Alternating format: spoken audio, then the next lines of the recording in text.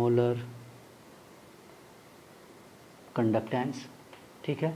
या कंडक्टेंस की अगर बात करते हैं, decreases with increase in concentration, molar conductance या ओवरऑल कंडक्टेंस की अगर बात करें,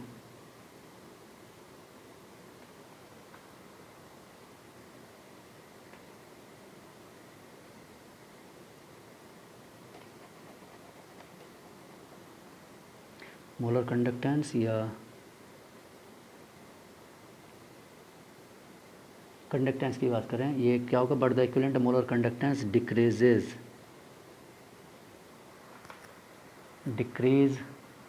विद इंक्रीज इन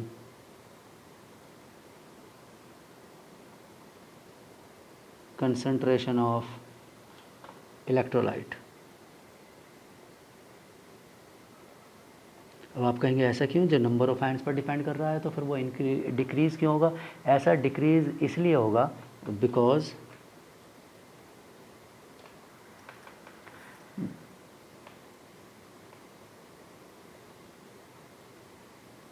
ऐसा लिखते हैं, it is due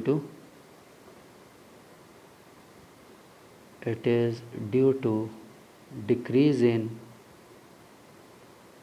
decrease in ionic mobility, ionic mobility, ठीक, एंड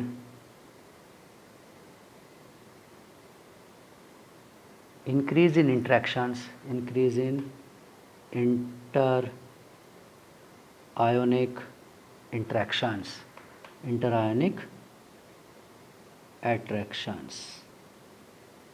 तो ज़्यादा आयंस अगर प्रेजेंट होंगे तो होगा क्या, जब कैटायंस चारों तरफ से एनायन से सराउंड होगा तो वो मूव ही नहीं करेगा। अब वो किसी इलेक्ट्रोड की तरफ मूव ही नहीं अगर करेगा तो क्या होगा, करंट कंडक्ट मतलब इलेक्ट्रिसिटी कंडक्ट ही नहीं होगी।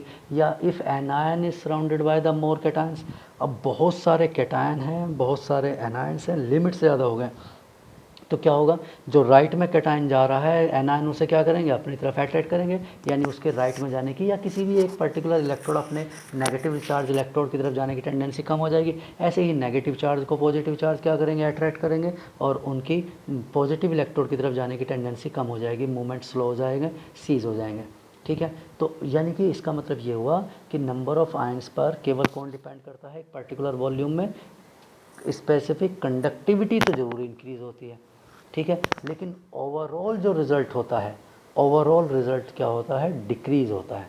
ओवरऑल रिज़ल्ट यानी कि पूरे सॉल्यूशन का कंडक्टेंस तो डिक्रीज़ ही होगा, ठीक है।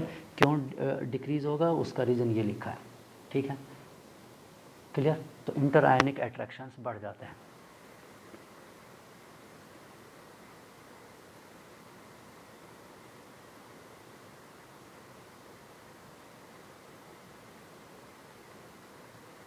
ठीक, उसका ग्राफ अभी हम ड्रॉ कर लेंगे कि कंसंट्रेशन का क्या इफ़ेक्ट होता है, ठीक है, वो अभी उसमें अगले वाले टॉपिक से डाइल्यूशन से रिलेटेड है, उसमें हम पढ़ लेते हैं उसे, ठीक है।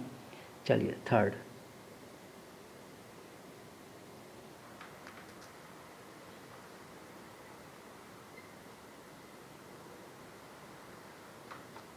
मैं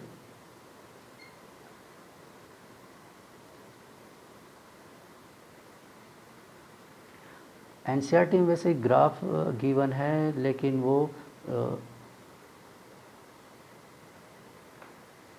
अगर आप ग्राफ देखेंगे तो उसका ग्राफ √C के साथ गिवन है, ठीक है, वीक इलेक्ट्रोलाइट स्ट्रॉन्ग इलेक्ट्रोलाइट की कंडक्टेंस का ग्राफ, ठीक है। तो वो हम वही ग्राफ पढ़ लेंगे बस, ठीक है, वो उसी से क्लियर हो जाएगा, कोई दिक्कत नहीं है इसमें। कंसंट्रेशन वाले टर्म उससे अभी आपको जब हम ग्राफ बनाएंगे तो उससे आपको क्लियर हो जाएगा, ठीक। चलिए थर्ड, तीसरा है dilution.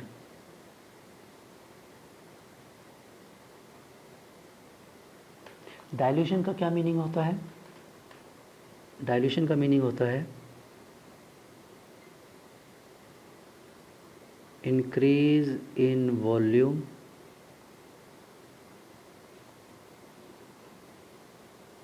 by the addition of pure solvent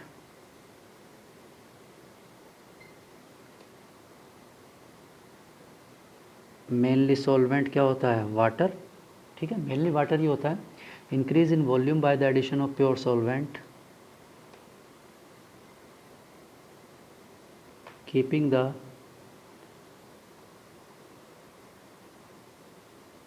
amount of electrolyte constant, ठीक है। तो हमें क्या करना है, इलेक्ट्रोलाइट के अमाउंट में कोई चेंज नहीं होना चाहिए और डाइल्यूशन कर रहे हैं, ठीक है। तो अगर हम डाइल्यूशन करते हैं तो क्या होता है, सभी इंक्रीज़ होते हैं, ठीक है, सभी, लेकिन accept specific conductance.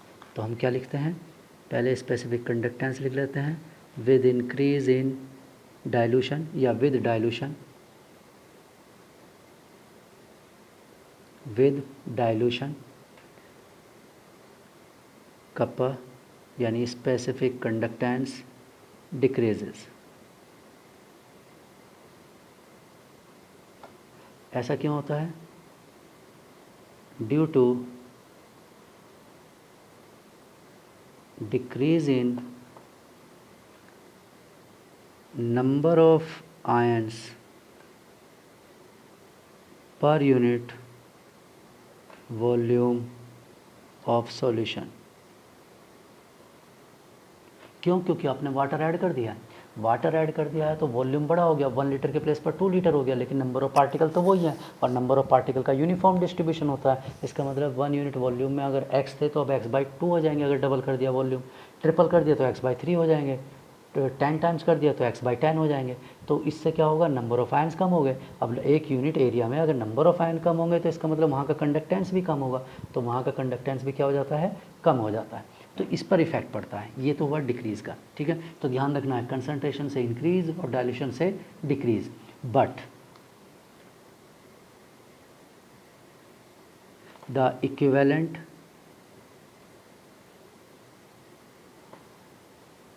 And molar conductance या ओनली कंडक्टेंस लिखा हो सकता है, conductance increases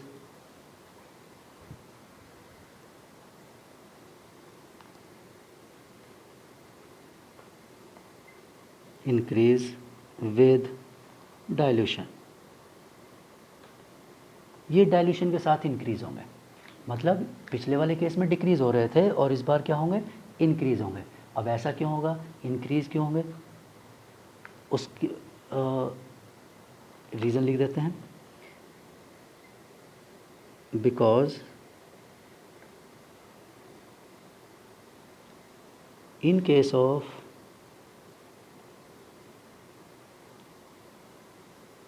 weak electrolyte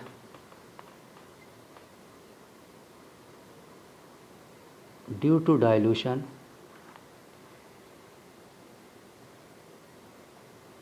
degree of ionization increases,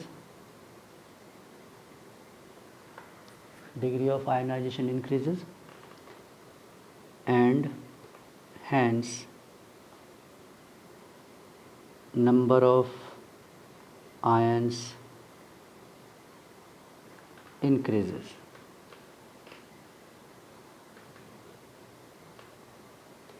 As well as the inter-ionic attraction decreases due to increase in distance, ठीक है, due to increase in distance. ये होता है वीक इलेक्ट्रोलाइट के लिए, ठीक। और फॉर्मूला डिग्री ऑफ डिसोसिएशन का वो आपको बताइए क्या होता है, ओस्टवाल्ड डाइल्यूशन लॉ के अकॉर्डिंग, ठीक है, डायरेक्ट लिख देता हूँ मैं, अल्फा इक्वल टू √KA/C, ठीक है। ये होता है अल्फ़ा डिग्री ऑफ, ये पढ़ा हुआ है आपने ऑस्टवाल्ड डाइल्यूशन लॉ, ऑस्टवाल्ड डाइल्यूशन लॉ, इसके अकॉर्डिंग, ऑस्टवाल्ड डाइल्यूशन लॉ के अकॉर्डिंग। और सी क्या होता है, सी होता है वेयर C = N/V, ठीक है। Due to increase in V, C decreases, C decrease होगा। V को अगर हम इंक्रीज़ करते हैं तो C क्या होगा, डिक्रीज़ होगा। और अगर C डिक्रीज़ होगा with decrease in value of C, alpha increases,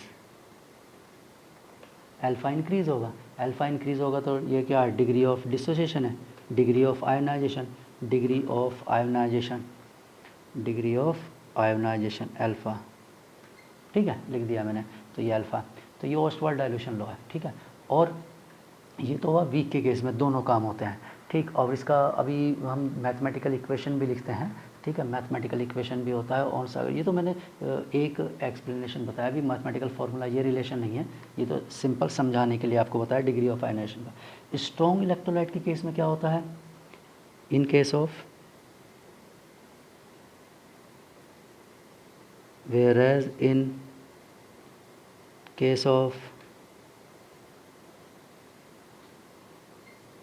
strong electrolyte, due to dilution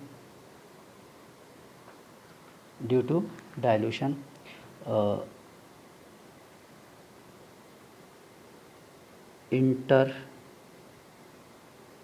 ionic attraction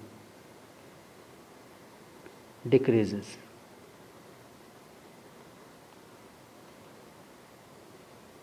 ठीक है, क्लियर।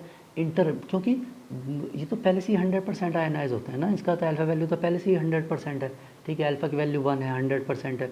तो इसलिए due to dilution inter ionic attraction decreases, और उससे क्या होगा, और रीज़न तो वही है, due to increase in distance, तो इससे क्या होगा, कंडक्टेंस इंक्रीज़ होगा। तो स्ट्रॉन्ग इलेक्ट्रोलाइट के केस में केवल अट्रैक्शन वाला फैक्टर होता है, और वीक के केस में दोनों फैक्टर होते हैं, ionization as well as attraction, ionization as well as attraction, ठीक है, दोनों ही फैक्टर होते हैं। और अगर इसे ग्राफ से रिप्रेजेंट करें तो ग्राफ इस तरह का होगा,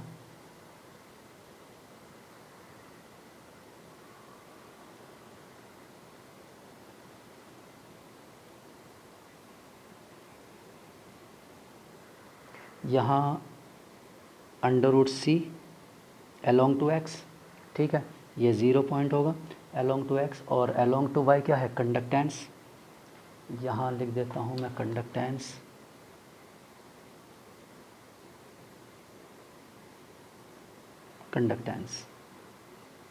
ठीक है। कंडक्टेंस कोई सा भी लिखा हो सकता है, लैम्डा m लिखा हो सकता है, लैम्डा EQ लिखा हो सकता है, ओनली कंडक्टेंस G लिखा हो सकता है। तो कंडक्टेंस है, कोई भी कंडक्टेंस, और बस स्पेसिफिक वाला नहीं होगा, ठीक है। तो अब इसका ग्राफ कैसे बनता है, इसका ग्राफ इस तरह से बनता है,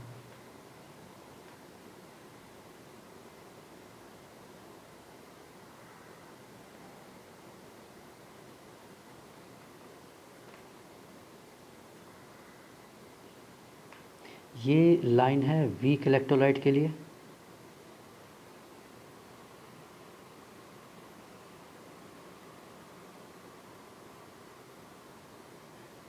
आप देखेंगे जैसे जैसे √C की वैल्यू डिक्रीज़ हो रही है लेफ्ट साइड में, कंडक्टेंस बढ़ता जा रहा है, ठीक है। और स्ट्रॉन्ग का इस तरह से होता है, स्ट्रॉन्ग की लाइन ये होगी जैसे KCl के लिए, ठीक है, स्ट्रॉन्ग इलेक्ट्रोलाइट। अगर आप इसे एक्स्ट्रा प्लॉट करेंगे तो ये टच भी कर जाएगा, ठीक है। और जहाँ ये टच करता है जीरो कंसंट्रेशन, इसे कहते हैं लैम्डा इनफाइनाइट, यानी कि conductance eight infinite dilution, conductance eight infinite dilution.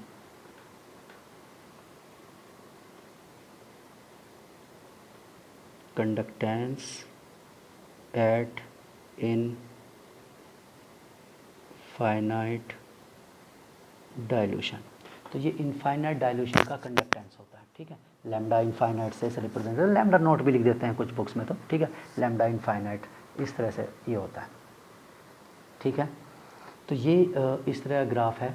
तो ये और ये लाइन टच नहीं करेगी, ये तो इसके साथ साथ साथ साथ चलता चला जाएगा, ठीक है। ये डिक्रीज, ये इंक्रीज़ इंक्रीज़ इंक्रीज़ इंक्रीज़ होता रहेगा, ये कभी इसे लाइन टच नहीं करने वाली, ठीक है। हाँ, इसको स्ट्रॉन्ग इलेक्ट्रोलाइट को टच करा सकते हैं, ये एक्स्ट्रा प्लॉट करेंगे इसे, स्ट्रॉन्ग इलेक्ट्रोलाइट टच कर जाएगा, ठीक है। लेकिन वीक इलेक्ट्रोलाइट यहाँ कंडक्टेंस ये कम करते रहोगे आप, अल्फ़ा की वैल्यू बढ़ती रहेगी, 99%, 99.9%, 99.99, फिर 9999 ऐसे बढ़ता ही रहेगा, कभी 100% होगा नहीं, कंटिन्यूस चलता रहेगा, ठीक है। इनफाइनाइट मतलब बहुत आगे जाकर ये कहीं जाकर टच करेगा, ठीक है।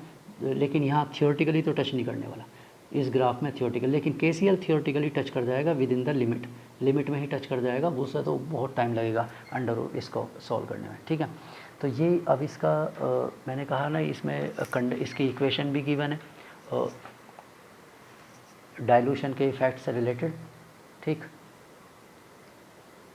उसमें टेम्परेचर का इफ़ेक्ट भी आता है।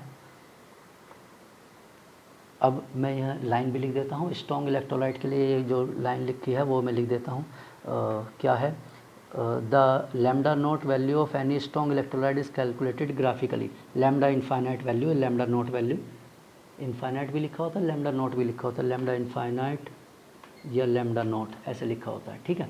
तो लैम्डा इनफाइनाइट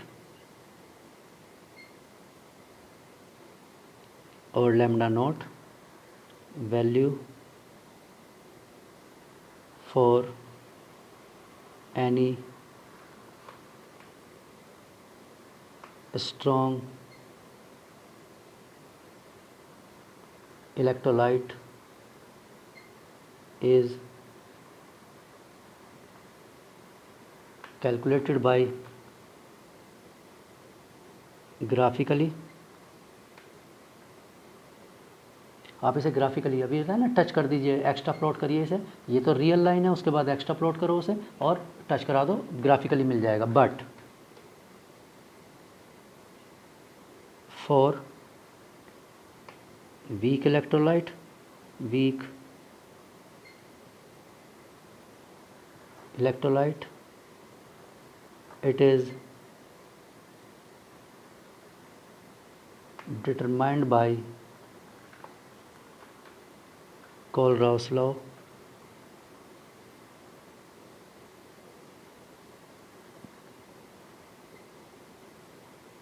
ये पढ़ेंगे अभी, ठीक है। Kohlrausch law, KOHLRAUSCH, Kohlrausch law, इस लॉ को भी पढ़ेंगे, ठीक है। इनफाइनाइट डाइल्यूशन से रिलेटेड है, ठीक।